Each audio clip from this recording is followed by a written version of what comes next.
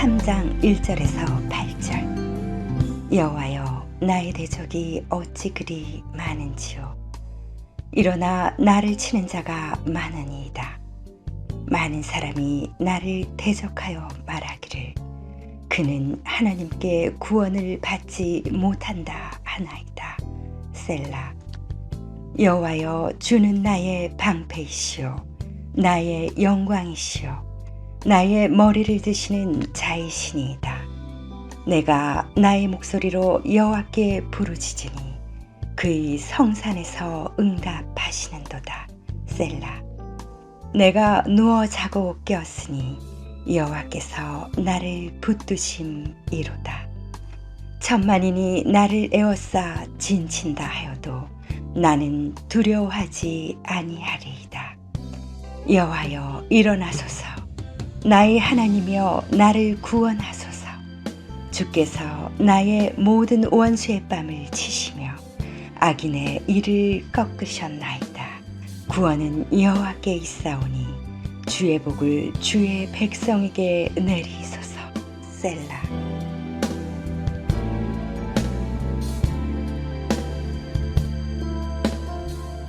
여러분, 오늘 성가대에서 영상으로 각각 흩어져 계시는 분들이 찬양을 해서 모아가지고 아주 그 편집을 해서 아름답게 우리 자녀들까지 함께 이렇게 찬양을 해줬는데요.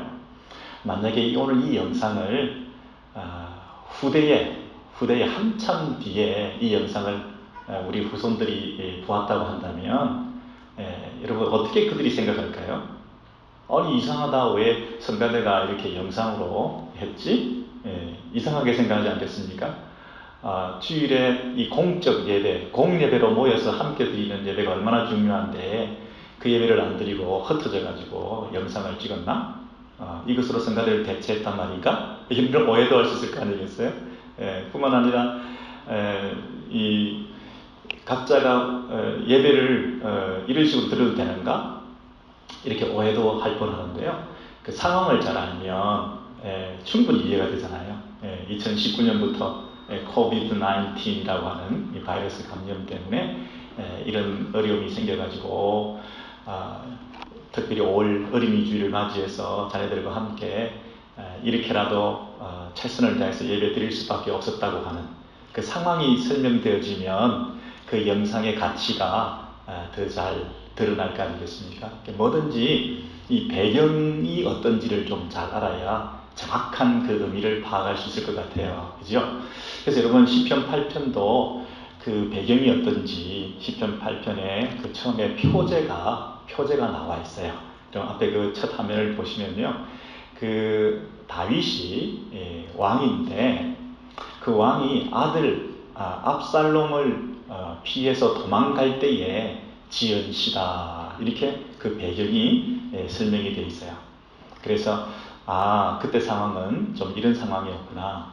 아니, 다윗은 왕인데 어떻게 아들, 그것도 다른 어떤 원수도 아니고 아들이 다윗 왕을 죽이려고 모반을 해가지고 쿠데타를 일으킨 거죠. 그래서 압살롬이 다윗을 죽이려고 하는 그 상황 속에서 도망가면서 지은 시다, 이게 말이나 돼요? 아주 이게 특별한 경우거든요. 이런 특별한 경우에 쓰여진 시라는 것을 우리가 염두에 두고, 지금 저와 여러분도 조금 특별한 상황에 있잖아요. 성가대도 예배도 우리 모임도 집회도 뭐 하나도 되지도 않는 이렇게 흩어져 있는 이 바이러스를 피해서 어떻게 보면 좀 도망가가지고 흩어져가지고 드렸던 찬송이다 하면 그 찬송이 더 큰 의미가 좀 있잖아요. 눈물 없이는 참 우리가 들을 수 없는 그런 노래잖아요. 그런 것처럼 오늘 이 시도 우리가 그런 어떤 이 공감들을 가지고 이 시를 한번 파악해 봤으면 좋겠는데요.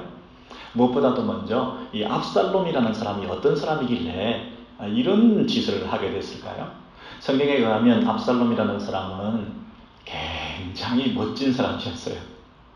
이스라엘 가운데서 이 사람에게 견줄 만한, 이 사람보다 더 칭찬받고 탁월하다고 인정받을 만한 그런 빼어난 용모와 그런 아주 멋진 이런 사람이 없었다고 할 정도로 대단한 분이셨어요. 심지어 머리끝에서부터 정수리부터 발바닥까지 하나도 흠이 없는 사람이라. 완벽한 멋진 사람이었어요. 게다가 이 선동의 대가예요. 머리털도 엄청 많이 나고요. 몸에 털도 많이 나고 그래서 조각처럼 잘생긴 데다가 아주 남자 같고 사내다운 데다가 그 다음에 여론전을 펼칠 수 있는, 대중들을 설득할 수 있는 이런 카리스마를 가진 사람이 있었어요. 그래갖고 이 사람이 은근히 자기를 백성들 가운데 부각시키면서 사람들로 하여금 자기를 따르게 만들고 이미 대세는 기울었어요.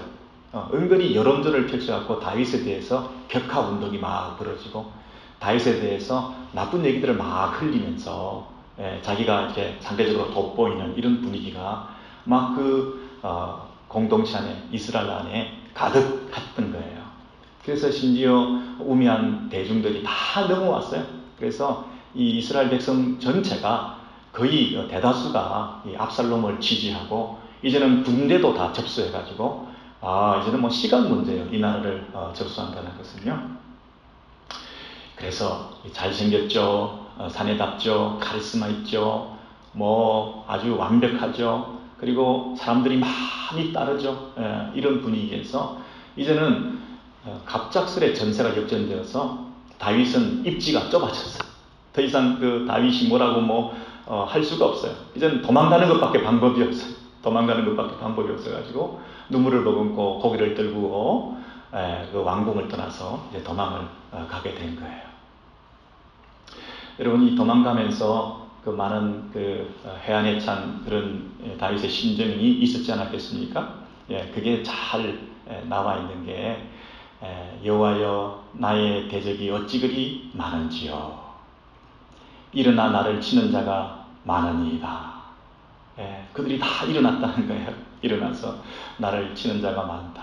그리고 많은 사람이 나를 대적하여 말하기를 그랬어요. 여러분들이 많다라는 단어가 3번이나 반복되어 있죠. 3번이나 반복되어서 어찌 그리 많은지요.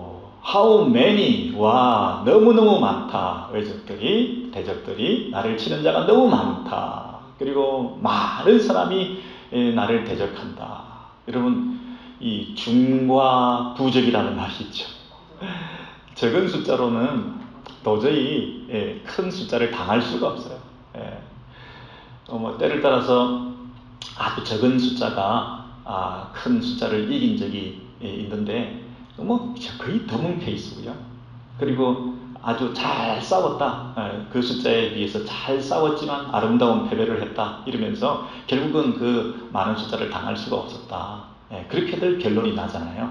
그래서 이 숫자가 가지는 힘이 아주 파워풀해요. 그래서 대부분의 경우는 너무 상대가 숫자가 많으면 이거는 게임이 안 되는 거예요. 여러분, 지금 우리가 좀 수세에 밀려있다. 수적으로 열세다.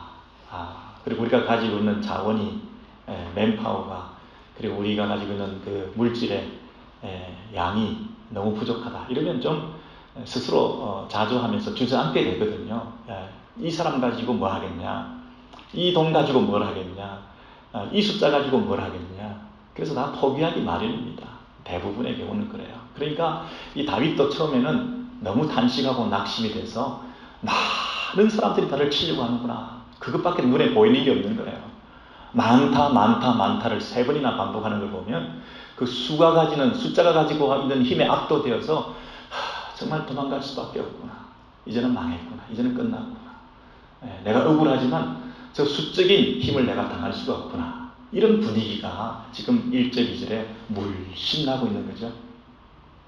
여러분, 그런 숫자가 주는 압박감에 이 패배의식 가운데 이제는 끝이 났다 하고 자포자기하는 심정이 되기 쉬운데요. 정말 결정적인 건 뭐냐면 그 밑에 있는 그들이 하는 말 때문에 그랬어요. 그들이 하는 말이 뭔가요? 그는 하나님께 구원을 받지 못한다 하나이다 하는 거예요. 이 다윗은 이제는 끝났다는 거예요. 이미 이 대세가 기울었고 아주 초라한 모습으로 다윗을 따르는 사람이 몇 명 안 되고 이제는 모든 파워가 이쪽으로 상대방으로 넘어갔고 아주 이 새로운 신흥에 부응하는 이런 어떤 그 새로운 이 대세에 이들은 그냥 쪼그라질 수밖에 없다. 이제는 더 이상 다윗에게 하나님이 함께하지 아니하신다는 증거 아니냐. 그렇게 말을 하는 거예요. 이제 네가 아무리 도움을 받을래도 하나님 도와주지 않는다. 너의 시대는 끝났다. 너의 구원은 더 이상 하나님께서 해주지 아니하신다. 너의 시대는 이제 종식되었다. 이제는 아무 소망이 없어 보인다. 이게 일반적인 사람들의 평가라는 거예요. 사람들이 볼 때 이미 끝난 사람이다. 저 사람은 이렇게 말하는 거예요. 그 말을 들을 때 다른 것은 참을 수 있는데 하나님이 나를 버리셨다. 하나님이 나하고 상관이 없다고 저들이 말할 정도로 내가 이렇게 무참히 버려진 존재로 이렇게 끝나는 거구나 하고 생각했을 때 그게 너무 괴로웠을 거예요. 그게 얼마나 큰 단식이 되었을까요? 여러분, 이런 분위기에서 다윗이 자연히 느끼게 되는 것은 외로움이었어요. 많은 사람들이 나를 떠났고 이제는 누구까지 떠나게 되나요? 신복, 가장 믿었던 사람, 이런 사람들로부터 배신을 당하게 돼요. 여러분, 예수님의 생애도 그랬습니다. 많은 사람들이 예수님을 대적했습니다. 많은 사람들이 예수를 손가락질했습니다. 그리고 예수님을 향해서 그들이 뭐라고 그랬다고요? 하나님께서 더 이상 구원하지 않는다. 네가 하나님의 아들이면 스스로 구원해봐라. 하나님의 도움을 받은다면 네가 일어날 텐데, 살아날 텐데, 십자가에서 내려올 텐데, 그러고 있는 거 보니까 너는 하나님께로부터 버림받은 존재구나. 스스로 자기를 구원하지 못하면서 어떻게 우리를 구원하겠느냐? 이러면서 조롱했잖아요. 그러면서 누구까지도? 가장 가까운 친구까지도, 가장 가까운 가족들까지도 다 버리고 예수를 비난하고 그랬지 않습니까? 아히도벨이라고 하는 사람이 있었는데요. 예수의 신복이었습니다. 모략가였습니다. 그런데 그 신복이 누구 편에? 그냥 다윗을 떠난 게 아니라 어느 편에? 저쪽 편으로 넘어간 거예요. 아히도벨이라는 사람은요, 너무나 이 다윗의 채측근이기 때문에 다윗의 장단점을, 비밀까지도 내밀한 거 다 아는 사람인데요. 그런 모략가가 상대방에게 넘어갔으니 이제 우리의 그 약점이 다 드러나고, 그래서 저쪽에서 이제 공격을 하고 모략을 꾸미고 그러면 우리는 뭐 이제 더 당할 수밖에 없는 거예요. 너무 뼈 아프잖아요. 뼈 아프잖아요. 그런데요, 또 지나가던 사람이 예수를 욕했던 것처럼 또 길가에서 지나가는 다윗이 도망가고 있는데 그 도망가고 있는 다윗의 일행을 향해서 어떤 사람이 나타났는데 이 사람 이름이 뭐죠? 말씀해 보세요. 시므이라는 사람이 있었어요. 시므이는 사울의 족속이었어요. 다윗 왕 전에 사울 왕이 있잖아요. 사울 왕가에 속해 있던 친족인데 아무래도 사울 쪽의 입장이 가깝겠죠. 자기들이 패권을 쥐고 있다가 다윗이 일어나서 사울을 몰아내고 다윗이 왕이 되었으니까 다윗에 대한 좀 악감정이 있었겠죠. 그죠?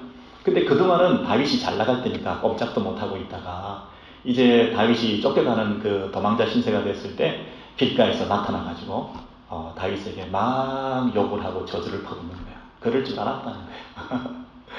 여러분, 그게 어디냐면 사무엘하 16장에 있는 말씀인데요. 여러분, 조금 자세히 살펴보겠습니다. 여러분, 집중해서 여러분 화면을 보실 때 좀 집중이 안 될 수 있는데요. 자세히 보시면 사울의 친족 누구요?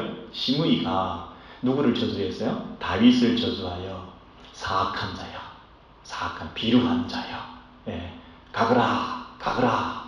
이건 뭐 가라는 말이 좋은 말이 아니에요. 조금 세게 표현하면 꺼져라, 꺼져라, 개라 이러면서 이제는 너 시대는 끝났다.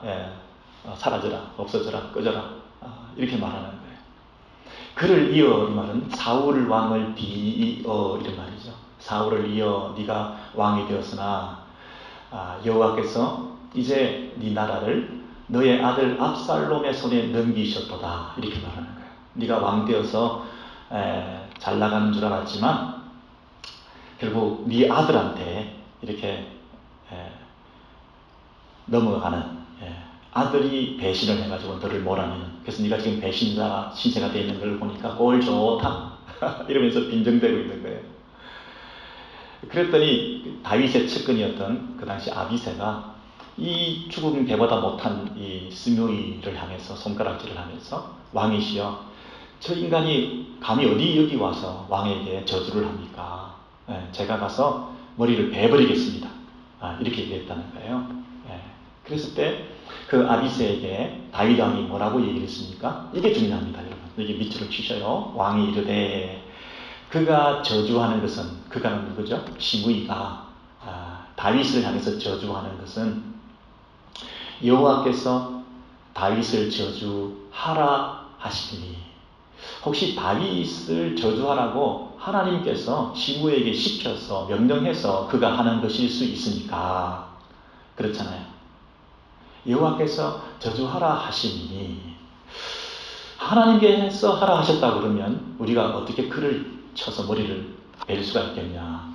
그리고 또 한 가지는 뭐냐면, 지금 우리가 그를 탓하기 전에 우리 아들이, 내대로 난 아들이, 내 피를 타고 난 아들이, 압살롬이 내 생명을 해하려고 지금 죽이려고 드는 판에 아들 하나 컨트롤 못하면서 어떻게 저 사람이, 베냐민 사람이, 사울 족속이 우리한테 좀 욕 좀 한다고 그걸 가지고 우리가 뭐라고 그 사람을 고쳐라, 그 사람이 틀렸다 이렇게 말할 수 있겠냐. 그 사람을 바꿀 수가 없다는 거예요. 아들도 못 바꾸는데 내가 어떻게 그 다른 사람을 바꿀 수 있겠냐 그러는 거예요. 여러분, 사실 그 사울 왕은 다윗이 몰아낸 게 아니고요, 사울의 죄와 사울의 불순종 때문에 하나님께서 사울을 이제 폐위시킨 거죠. 그리고 다윗이 그 다음에 자연스럽게 등극하게 된 거지, 다윗이 무슨 사울을 몰아낸 적이 있습니까? 사울의 불순종과 죄악으로 자연히 자기들이 잘못해놓고는 이제 와가지고 뭐라고 하느냐면 다윗한테 다 악감정을 쏟아내놓고 있는 거예요. 다윗은 좀 억울하죠. 그런 말을 들을 입장이 못 된다고요. 시시비비를 따져볼까? 그때 사울이 그만두게 된 게 내 때문이냐? 하고 따질 만도 한데요. 역사책을 꺼내놓고 옛날 기록을 동원해서 적인들을 불러다가 하나님 앞에 갖고 나와가지고 니들이 잘못이었다고 얘기할 만도 한데요. 이 다윗이 아무 말을 하지 않고 그 얘기를 다 듣겠다는 거예요. 뭐라고 얘기를 하느냐면, 저가 저주하게 내버려 두라. 계속 우리를 저주해라, 욕해라, 비난해라, 저주해라, 버려두라.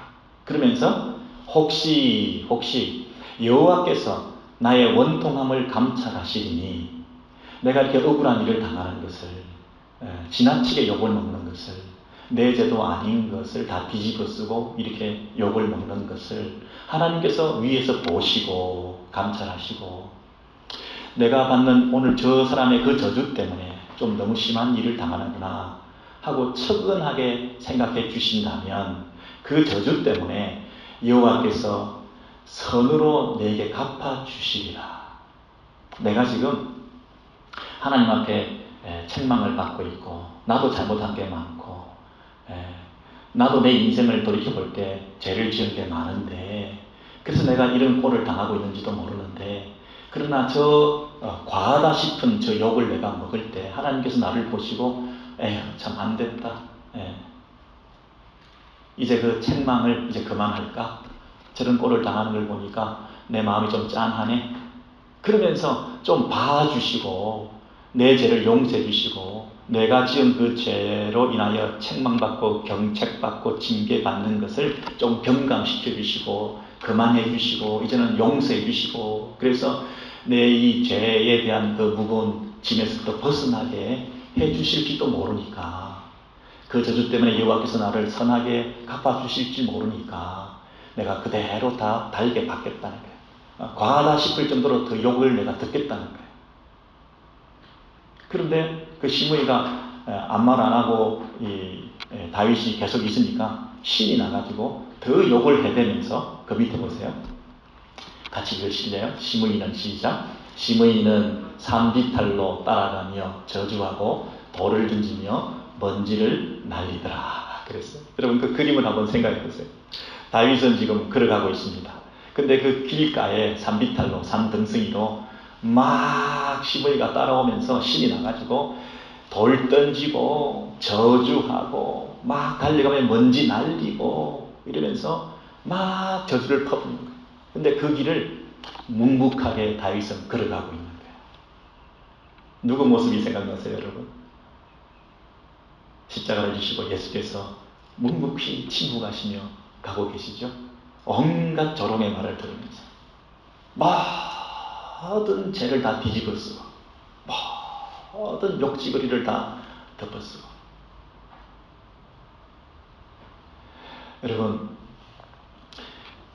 여러분은 요즘 조금 참을성이 좀 약해지셨죠? 저도 그렇고, 그죠? 그래서 무슨 말을 들으면 과한 반응이 나타나죠. 욕을 먹으면 배가 파주게 되잖아요. 그 사람에게 한 소리를 우리는 해야 되잖아요. 안 그러면 또 당하니까. 내가 그걸 갚아주지 않으면 거기서 신나가지고 또 욕을 더 해야 되니까. 뭐 따라오면서 막 우리한테 계속 욕을 해야 되니까. 혹시 저와 여러분이 이 시므이의 반대편이 돼가지고 우리가 막 따라다니면서 욕하고 다니는 건 아니에요. 먼지를 일으키면서 그 사람을 계속 욕하고 쥐를 잡고 네가 잘못했다는 걸 확인시켜주고, 오히려 우리가 시므이처럼 살고 있지 않나요? 우린 다윗처럼 살아야 되는데. 우리는요 무슨 어려운 일 당하면 욕을 먹으면 금방 상처를 받았다 이렇게 얘기하죠. 상처받았다고. 목사님 상처받았습니다. 상처받았습니다. 우리 맷집이 영적으로 너무너무 약해가지고요. 무슨 말을 듣지를 못해. 감당해내지를 못해. 그리고 막 갚아줘야 돼. 영적인 약골들이 돼가지고요. 교회 안에서 상처받는 일이 너무너무 많아. 근데 오늘 다윗은 뭐라고 해라고, 어떻게 살아라고 그랬다고요? 들을 말을 듣는다는 거예요. 들을 말을 듣는다.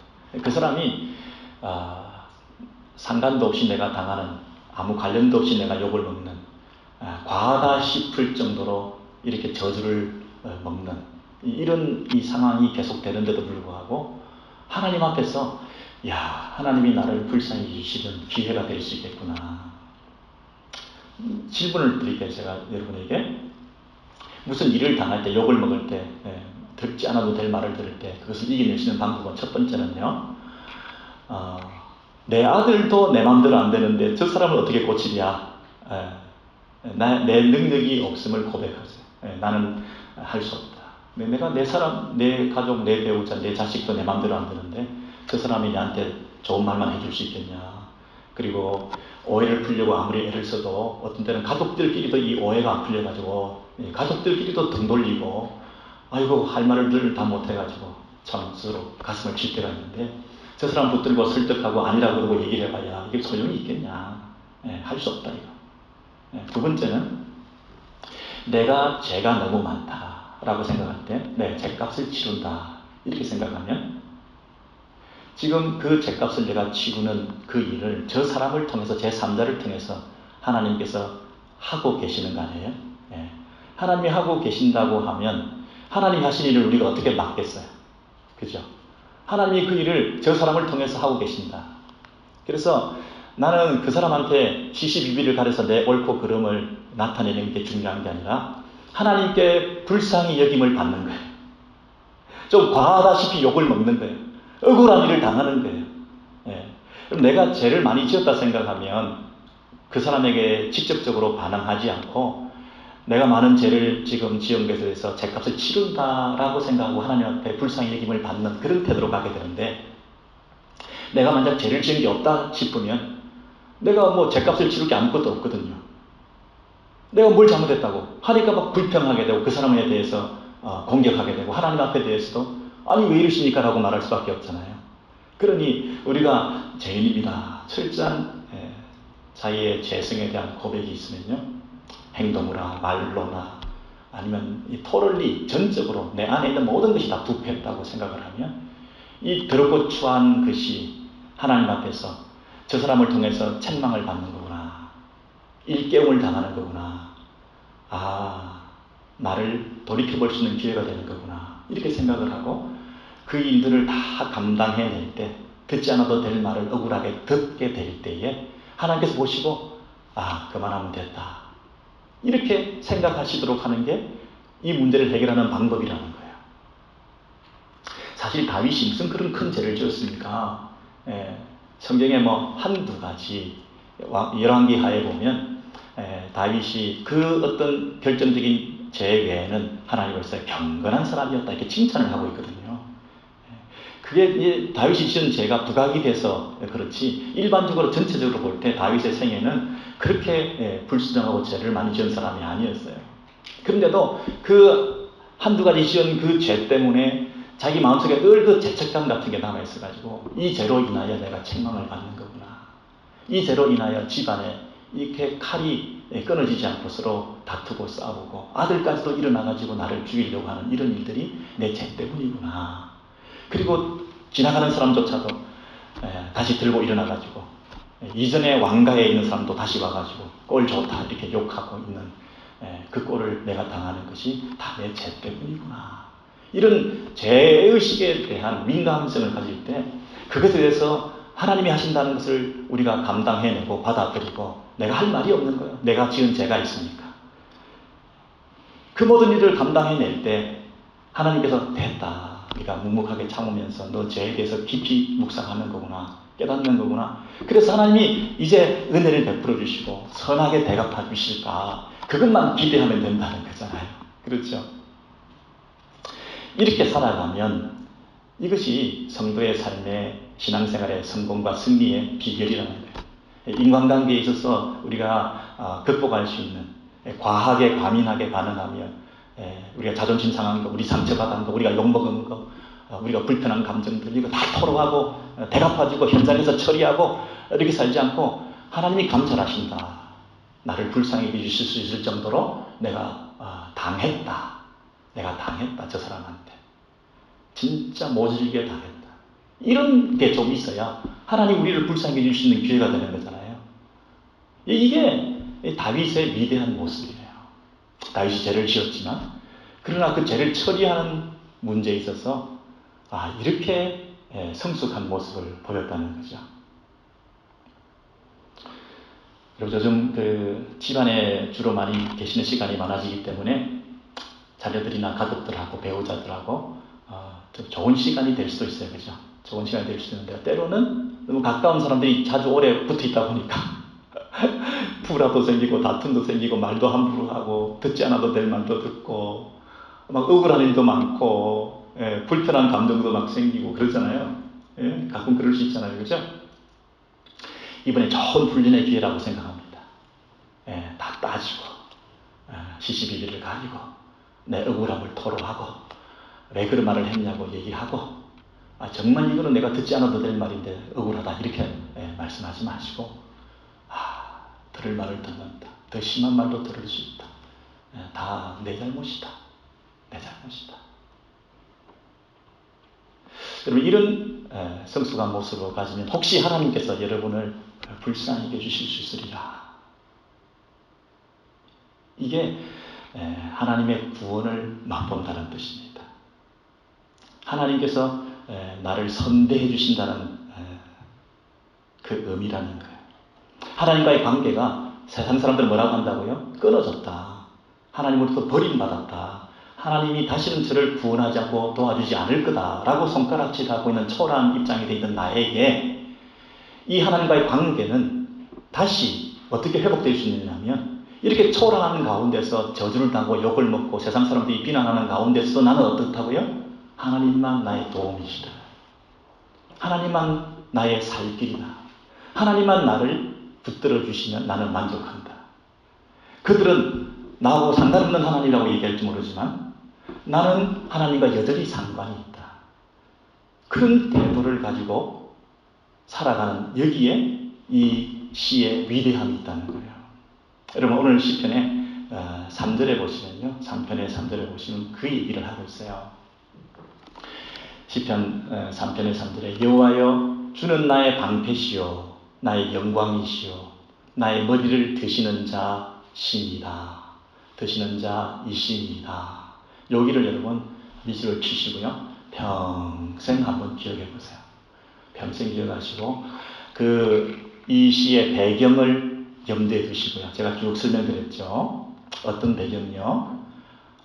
지금 압살롬한테 쫓겨가서 도망가고 있는 상황인데 그 시므이가 나타나가지고 막 저주를 퍼붓고 욕을 하고 있는데 산비탈길로 가면서 따라다니면서 저주하고 돌 던지고 먼지 날리면서 꼴 좋다고 하는 그런 그림을 딱 그리시고요. 너 끝났다. 하나님 너를 떠났다. 너는 더 이상 하나님이 구원하지 않는다. 하는 그런 막 저주의 화살을 맞고 있는 상태에서 이 시인이 뭐라고 고백한다고요? 주는 여호와여 주는 나의 방패시여. 주만이 나의 유일한 방어막이 된다는 거예요. 그 말은 뭐냐? 내가 더 이상 디펜시브하게 대꾸하지 않겠다는 거예요. 누가 뭐라고 한다고 해서 그 사람에 대해서 내가 핑계하고 변명하지 않겠다는 거예요. 하나님이 나의 방패막이 되시면 그걸로 만족한다는 거예요. 내가 스스로 자기 방어막을 치지 않겠다는 거예요. 내 살 길을 스스로 모색하지 않겠다는 거예요. 내가 그 사람에 대해서 따지지 않겠다는 거예요. 사람하고 더 이상 관계를 가지지 않겠다는 거예요. 그가 뭐라고 한들 상관이 없다는 거예요. 오히려 그가 욕을 해줄수록 나는 좋아. 그가 오히려 나에게 심한 말을 할 수 있을수록 더 좋아. 그런 마음으로 하나님이 아시면 된다는 거예요. 주는 나의 방패시요. 그 다음 뭐라고 되어 있어요? 나의 영광이시요. 나를 영화롭게 만들어주실 분이라는 거예요. 나를 성도의 영광스러운 모습으로, 하나님의 자녀의 영광스러운 모습으로 나를 회복시켜 주시고 내 영광은 하나님께만 있다는 거예요. 내가 받을 영광은 없다는 거예요. 하나님 한 분으로 나의 모든 것이 된다는 거예요. 그러면서 그 실추된 명예를 영화롭게 회복시켜 주신다는 것을 나의 머리를 드시는 자신이다. 이렇게 얘기를 했어요. 머리를 든다는 얘기는 명예를 회복시킨다는 거예요. 고개를 떨구고 그 예루살렘 성에서 도망쳐 나오다시피 뭐 스타일 다 구겼잖아요. 왕이 무슨 이런 꼴. 게다가 아들한테 이런 일을 당하면서 뭐 완전히 다 구겨진 이 자존심. 고개를 들 수가 없는데요. 누가 이 고개를 들게 해주신다고요? 내가 딱 나타나서 맞서가지고 싸워가지고? 아니에요. 하나님께서 나의 이 초라한 가운데서 내가 하나님만 의지하는 모습을 보면서 하나님께서 다시 우리를 이렇게 세워주신다는 거예요. 머리를 들게 해주신다. 부끄러움에 떨고 있는 우리에게 다시 자존감을 회복시켜 주신다는 거예요. 이 불명예스러운 이 상황에서 나의 명예를, 나의 레퓨테이션을 주께서 케어해 주신다는 거예요. 세워주신다는 거예요. 인생이 이렇게 몰락할 뻔했는데 하나님께서 다시 나를 이렇게 세워주신다는 거예요. 내 머리를 들게 해 주실 분이다. 하나님께서 그렇게 해주신다는 거예요. 여러분, 우리가 망해가고 있는데요. 우리가 이렇게 그냥 뭐 이렇게 여러 가지로 힘든 상황 속에 이민 와가지고요. 꿈도 못 펼치고 경제적으로도 뭐 대단하지도 않고 뭐 아이들도 뭐 그냥 그렇고요. 그리고 뭐 가까운 자녀들 배우자까지도 뭐 무시하고요. 교회에서도 뭐 그냥 뭐 무슨 이 투명인간 취급당하고요. 있으나 없으나 뭐 똑같고요. 뭐 연락도 한 번 없고요. 뭐 내 존재가 그렇게 느껴지지도 않고요. 이렇게 외로운 마음이 드는데요. 이런 가운데서 실패한 게 아니라 패배주의에 빠져 있지 않고 우리를 다시 일어나게 만드는 것은요. 하나님만 나의 구원이시다. 어떤 초라한 형편에서도 어떤 사람들이 나를 향해서 공격하고 욕을 한다 하더라도요. 그걸 다 감내하시고 하나님 앞에서만 나의 구원이 되시고 나의 방패가 되시고 나를 영화롭게 하시고 나를 다시 회복시켜 주시니 그 하나님만 내가 붙들고 고백하고 찬양하면 하나님께서 우리에게 은혜 주시면 이제 새로운 살 길이 열린다는 거예요. 거기서부터 인생의 전환점이 된다는 거예요. 최악의 상황 속에서 우리 하나님 붙들 때에 하나님과 상관없는 자라고 욕을 먹는 그 상황 속에서 나는 여전히 하나님과 상관이 있다라고 하나님을 붙들 때에 하나님이 우리와 상관을 해주신다는 거예요. 그래서 하나님이 이제 우리에게 찾아오시는 거예요. 자, 여기서 우리가 받는 축복이 세 가지가 있는데요. 간단히 보시면 첫 번째는 내가 나의 목소리로 여호와께 부르짖으리니 그가 그의 성산에서 응답하시는도다. 이제 그분과 내 관계가 그 누가 뭐라 그런다 한다 하더라도 하나님과 나와의 관계가 회복이 됐잖아요. 그러면 이제 내가 그 하나님과 멀리 떨어져 있어. 지금 도망쳐 나와가지고 왕궁에서 예루살렘 성에서 떨어져 나와가지고 지금 헤매고 있는데요. 그 거리가 그 디스턴스가 너무나 멀어. 근데 그 거리가 멀었지만 하나님과 관계가 회복되고 보니까 기도함으로 그 성산에서 하나님께서 응답하시는 관계로 회복된 거예요. 거리가 먼 게 아니라 거리가 가까워졌어요. 굉장히 가까워졌어요. 거리가 가까워졌어요. 현재 저와 여러분이 이 축복이 있으면 좋겠어요. 최악의 경우에서도 하나님과 내가 관계를 가지고 여러 가지로 멀리만 느껴지는 우리를 버린 것 같은, 왜 우리는 예배당에서 예배를 못 드리고 이렇게 떨어져 있고 멀어져 있는가, 이렇게 내 인생이 이 꼴이 됐는가 라고 생각하기 쉬운데요, 그때가 기도할 때고 하나님께서 우리의 기도에 응답해 주시는 때라는 거예요. 그리고 만약 여러분께서 오랫동안 기도했는데 응답이 안 되는 그런 기도 제목이 있다면 이번 기회에 한번 해보세요.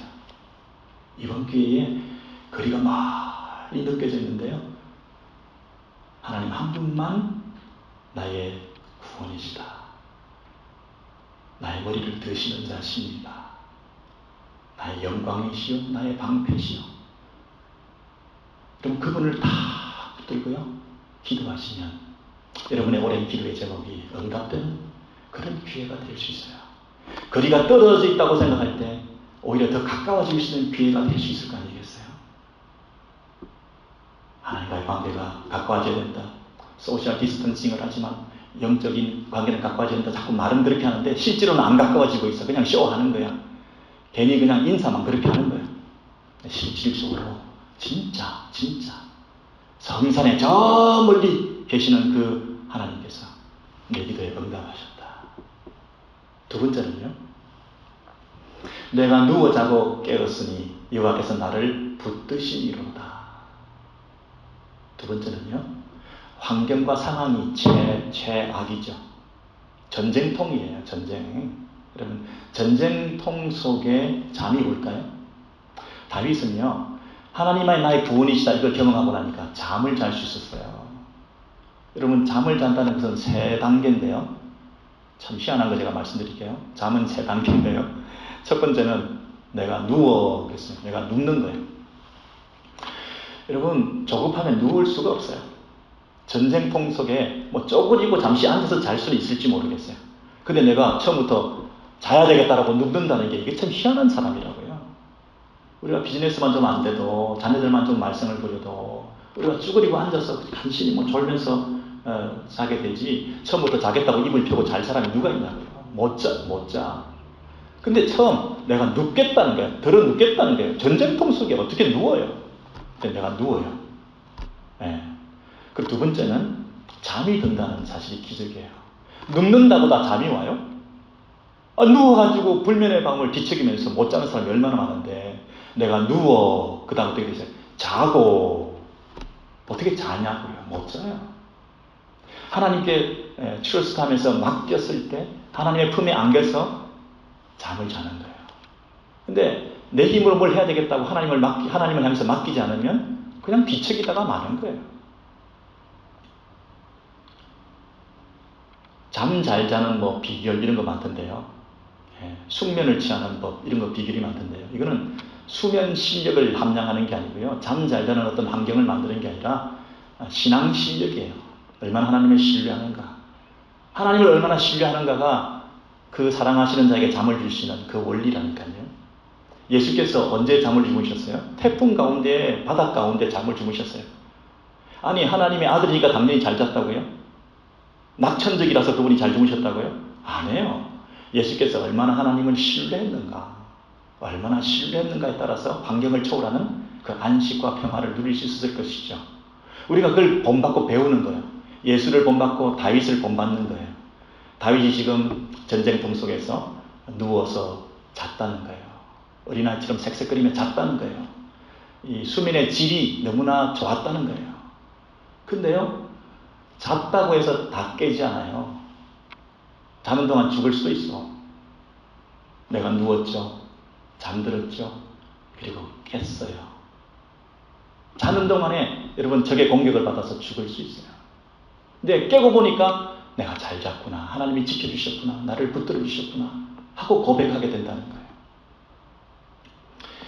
압살롬이 아주 그 모략을 꾸며가지고 전쟁을 치기 위해서 다윗을 기습을 해가지고 쉬고 있는 동안에 피곤할 테니까 같이 쳐 죽이자 이렇게 계획을 꾸몄는데요.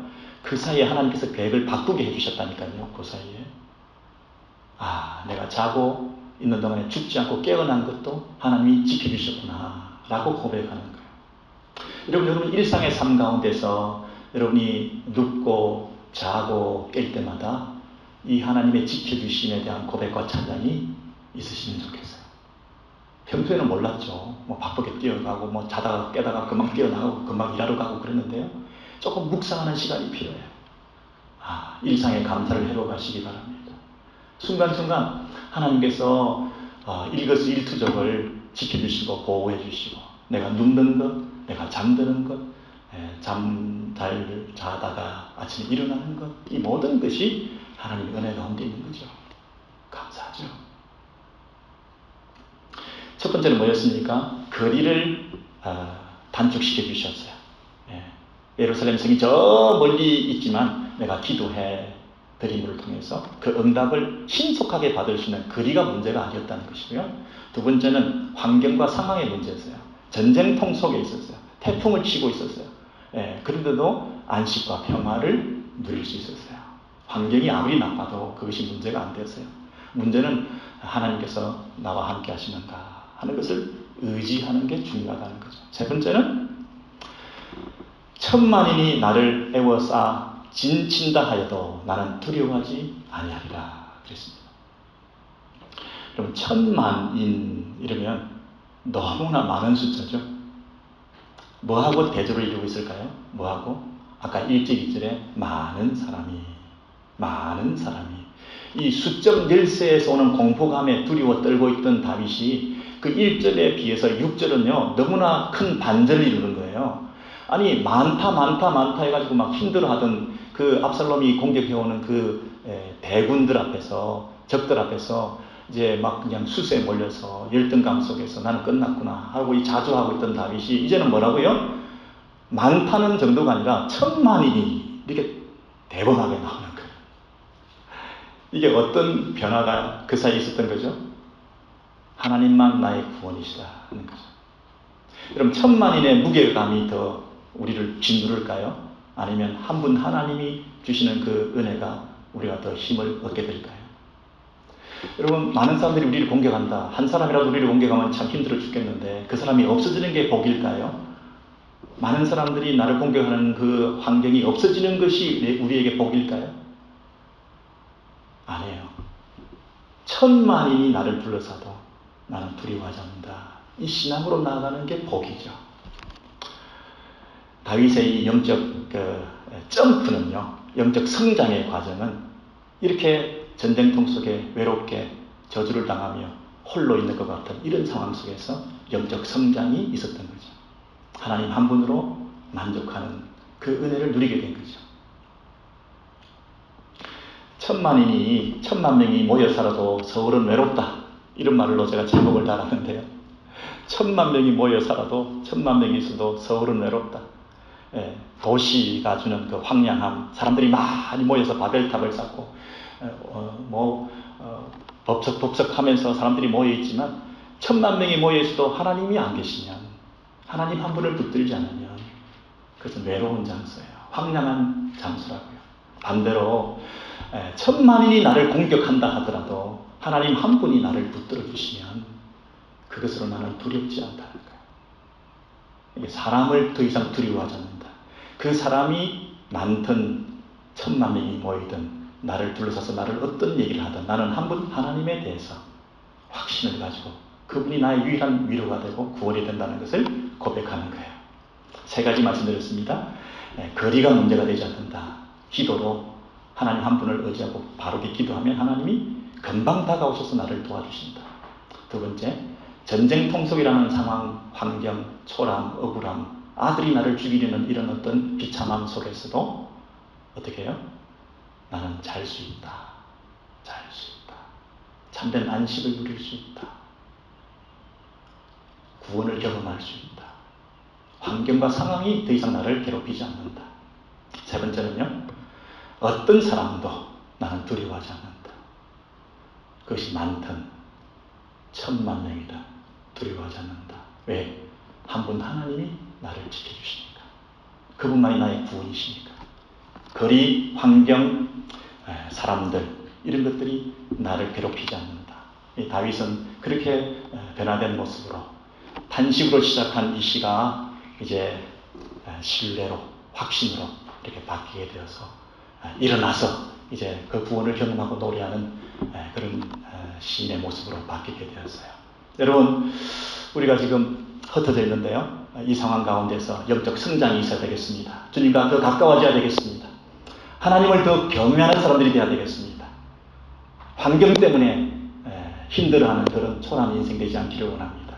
어떤 말을 들어도 그 말들 속에서 하나님의 일하심이 있고 책망하심이 있고 나를 불쌍히 여기심이 있고, 그래서 사람들과 맞서는 것이 아니라 하나님과의 관계 속에서 이 문제를 해결해내는 그런 성숙한 사람으로 거듭나는 저와 여러분 되시기를 주의 이름으로 소원합니다.